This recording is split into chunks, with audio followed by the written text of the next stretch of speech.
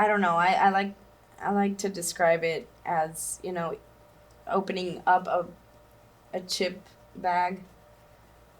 You open up a chip bag, you're fine. As long as the chip bag is closed, you're fine.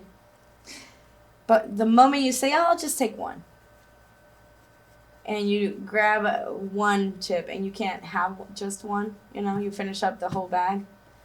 It's kind of like what film is for me, and art in general. Like, oh, I'll just paint one, and then you end up, saying, maybe I'll paint another one. Creativity works in that way. It feeds itself. As you're doing creative things, you become even more creative. What I believe is one masterpiece will always take you to the next one and lead you to the next one creatively.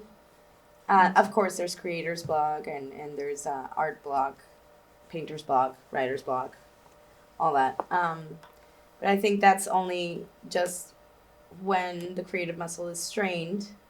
We need to let it sit for a second, get better, and then start over again, But I do think that creativity feeds creativity and creates even more creativity. It's kind of like a little domino effect. Yeah. Like hanging out with creative people will always make you more creative as well. Yeah. I do see creativity as a living organism in a sense. Interesting. Like, have you read Elizabeth Gilbert's Big Magic?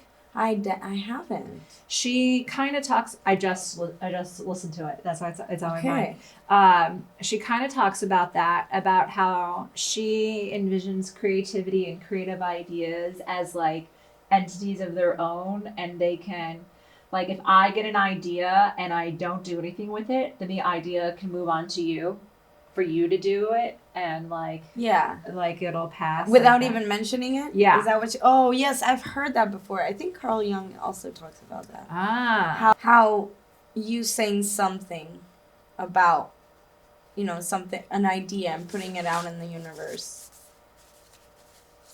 It kind of floats around, waiting for you to act on it. And if you don't, it continues to float around and grabs a new vessel. Yeah. In a sense. That's how they call it, a vessel. Yes.